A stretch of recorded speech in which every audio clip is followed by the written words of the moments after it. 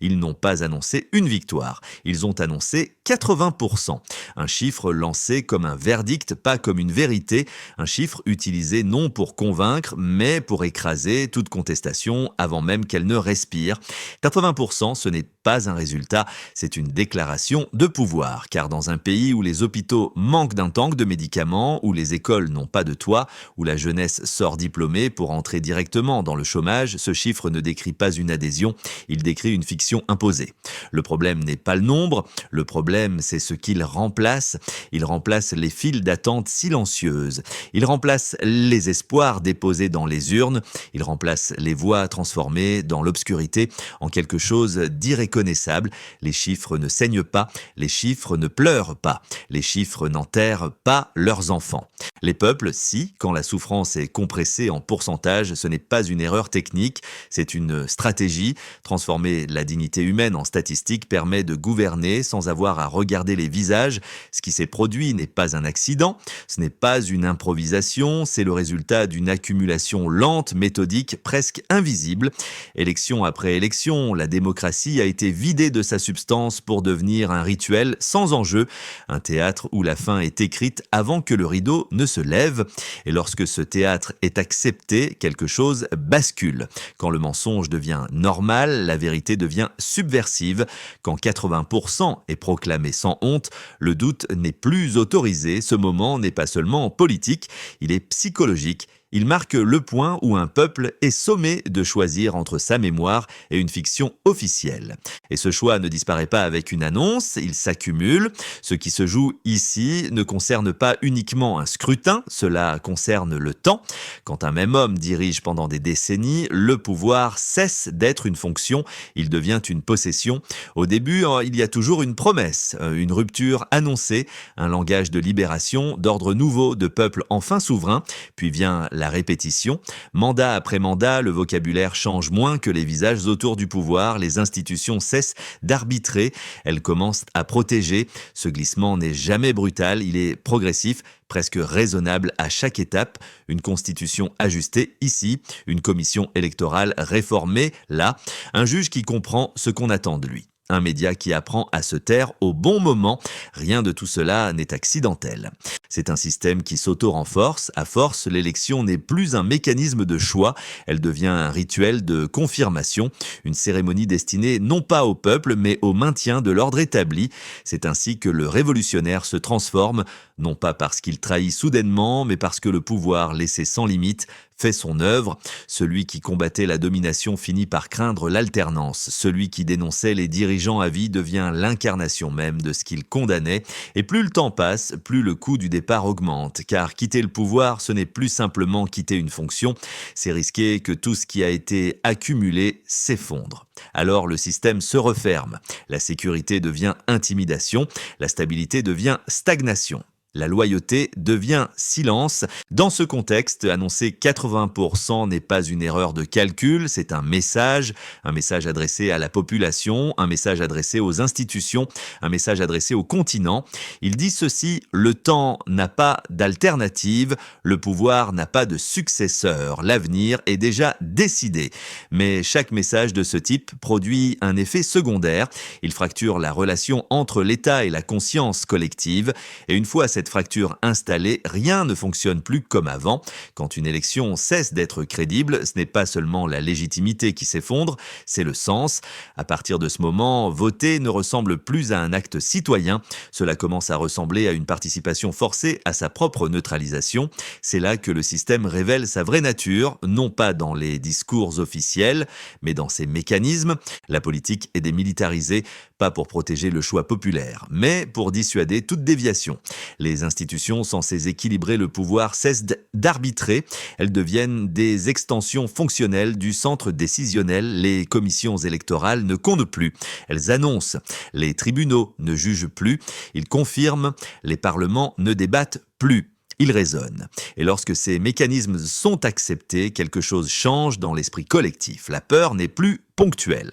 Elle devient structurelle, parler devient risqué, se taire devient une compétence, s'adapter devient une condition de survie. Ce n'est pas la violence spectaculaire qui maintient ce système, c'est la banalisation de la contrainte. Quand les journalistes disparaissent sans provoquer de rupture diplomatique, quand les leaders d'opposition sont battus sans provoquer de sanctions réelles, quand l'Internet est coupé sans provoquer d'isolement durable. Alors un message s'installe.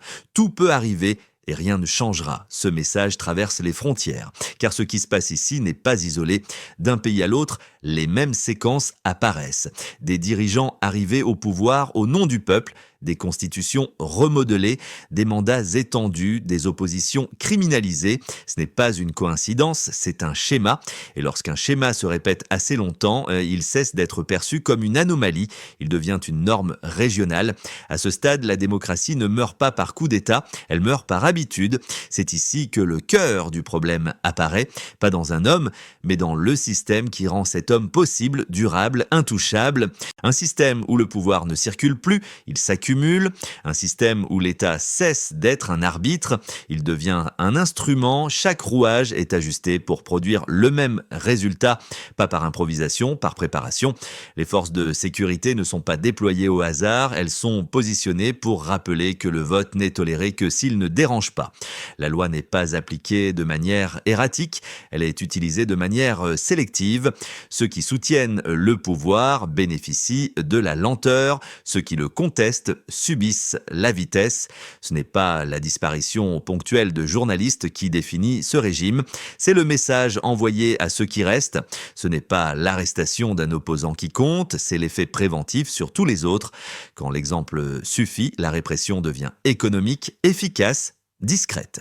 Et plus ce système dure, plus il devient coûteux de le contester, non seulement pour les individus, mais pour la société entière. Car chaque génération élevée dans ce climat apprend une leçon dangereuse. Le changement est inutile, la participation est risquée. L'espoir est naïf, c'est ainsi que la domination cesse d'avoir besoin de violence permanente. Elle est intégrée, mais cette intégration a une limite. Car la résignation n'est pas la loyauté. Sous la surface, quelque chose s'accumule, une mémoire collective, une comparaison silencieuse entre ce qui est vécu et ce qui est annoncé.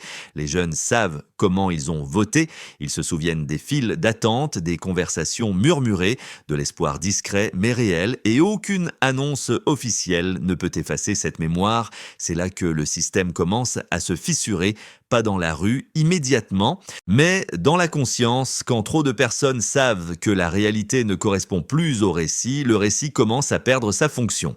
À ce stade, le pouvoir peut encore contrôler les institutions, mais il ne contrôle plus totalement la signification. Et lorsqu'un régime perd le contrôle du sens, il entre dans une phase nouvelle, instable, irréversible. C'est à ce moment précis que la question cesse d'être: qui a gagné l'élection? La vraie question devient: que se passe-t-il quand trop de gens cessent d'y croire?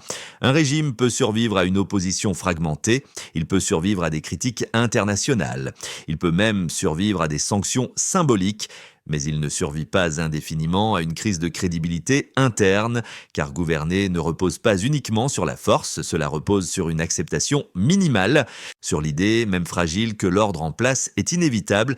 Quand cette idée se fissure, le pouvoir doit compenser par plus de contrôle, plus de surveillance, plus de coercition, et c'est là que le piège se referme. Plus la répression augmente, plus elle confirme ce que la population pressentait déjà, plus le discours officiel s'éloigne de l'expérience vécue, plus il devient fragile. C'est un cercle fermé, chaque tentative de stabilisation accélère l'instabilité. Ce processus n'est pas nouveau, il a traversé l'histoire du continent, toujours sous des formes différentes, toujours avec la même logique, des dirigeants qui confondent longévité et légitimité, des systèmes qui croient que le silence équivaut au consentement, des élites qui préfèrent la continuité du privilège à l'incertitude de la réforme, mais une génération nouvelle est apparue dans cette équation. Une génération qui n'a pas connu les débuts héroïques, qui ne se sent pas redevable des promesses anciennes, qui juge le pouvoir non sur ses discours passés, mais sur ses résultats présents. Cette génération compare, elle observe, elle connecte, elle voit que la pauvreté persiste malgré la stabilité, que l'autorité augmente malgré la démocratie, que la durée au pouvoir ne produit pas automatiquement le progrès et surtout, elle communique, même quand l'Internet est coupé, même quand les médias sont muselés, même quand la peur est entretenue, les récits circulent, les souvenirs se croisent, les expériences individuelles deviennent une compréhension collective. C'est à ce stade que le pouvoir commence à perdre son monopole narratif. Il peut encore annoncer des chiffres, il peut encore organiser des cérémonies, il peut encore mobiliser l'appareil sécuritaire, mais il ne peut plus imposer une version unique de la réalité. Et quand cette pluralité s'installe, une autre question surgit. Que faire de cette conscience nouvelle? 3 trajectoires deviennent possibles: l'acceptation forcée, la rupture brutale ou la transformation lente. Aucune n'est sans coût, aucune n'est neutre. Mais une chose est certaine, le retour en arrière n'est plus une option. La première trajectoire est celle de l'acceptation. Pas une adhésion réelle, une résignation organisée, le système continue, les élections deviennent des formalités, les chiffres sont annoncés à l'avance, la population apprend à vivre entre ce qu'elle sait et ce qu'elle fait semblant de croire. Cette voie a un prix, elle érode lentement la société, elle transforme l'intelligence en cynisme, l'énergie en survie, le potentiel en exil intérieur ou extérieur. C'est ainsi que des nations ne s'effondrent pas brutalement, elles se vident. La deuxième trajectoire est celle de la rupture. Elle arrive quand la pression dépasse la peur, quand l'humiliation répétée devient plus coûteuse que le risque. Cette rupture n'est jamais romantique, elle est chaotique, imprévisible, souvent récupérée. Les mêmes structures qui étouffaient hier tentent alors de se recycler. Les anciens gardiens de l'ordre deviennent les gestionnaires du désordre. Et sans stratégie, la colère peut être utilisée contre ceux qui la portent. C'est pour cela que la troisième trajectoire est la plus redoutée par le pouvoir, la transformation lente. Elle ne cherche pas l'affrontement immédiat, elle cherche l'usure, elle passe par l'organisation discrète, par la mémoire partagée, par le refus collectif d'oublier. Elle transforme chaque mensonge officiel en preuve, chaque chiffre absurde en rappel, chaque interdiction en question. Cette voie demande du temps, de la discipline, de la lucidité. Elle exige de comprendre que le pouvoir ne tombe pas seulement quand il est défié, mais quand il n'est plus cru. C'est cette trajectoire qui inquiète le plus les régimes durables, parce qu'elle ne fournit pas de cible claire, parce qu'elle ne s'épuise pas en un événement, elle change la norme. Quand assez de citoyens cessent de jouer le rôle qu'on leur assigne, le système doit soit se transformer, soit se durcir jusqu'à l'asphyxie, et aucun des deux choix n'est confortable pour ceux qui gouvernent. À ce stade, le futur n'est pas écrit, mais il est conditionné par la capacité à rester conscient, à rester connecté, à ne pas échanger la vérité contre un semblant de paix. C'est ici que le récit se déplace définitivement, du sommet vers la base, du pouvoir vers la population, car à ce stade, le centre de gravité n'est plus le palais, il est dans les esprits. Le pouvoir peut encore contrôler les armes, il peut encore contrôler les institutions, il peut encore contrôler les annonces. Mais il ne contrôle plus entièrement la signification de ses actes. Quand une population cesse d'interpréter l'autorité comme légitime, chaque geste du régime devient ambigu. Chaque démonstration de force ressemble moins à une preuve de stabilité qu'à une tentative de se convaincre soi-même. C'est là que l'erreur la plus fréquente est commise. Croire que le temps joue toujours en faveur de celui qui gouverne. En réalité, le temps est neutre, il accumule simplement les conséquences. Chaque élection vidée de sens n'efface pas la précédente, elle s'y ajoute. Chaque promesse non tenue ne disparaît pas, elle se superpose. Et cette accumulation crée une mémoire politique, pas officielle, populaire, une mémoire faite de comparaisons, de conversations, d'expériences répétées. Cette mémoire ne crie pas toujours, elle observe, elle attend. C'est pourquoi les régimes les plus durables ne tombent pas toujours sous les applaudissements, ils se désagrègent, ils se retrouvent confrontés à une société qui ne réagit plus comme prévu, qui n'est plus mobilisable par les vieux slogans, qui ne tremble plus comme avant. À ce moment, la question n'est plus comment reprendre le contrôle. La vraie question devient jusqu'où durcir sans se condamner, car chaque durcissement réduit les options futures, chaque fermeture rend la sortie plus coûteuse et un jour, presque sans annonce, le système découvre qu'il gouverne encore mais qu'il ne dirige plus. Ils ont annoncé 80%. Mais ce chiffre ne clôt rien. Il marque le moment précis où le récit officiel cesse de fonctionner, où l'écart entre ce qui est vécu et ce qui est proclamé devient trop visible pour être ignoré.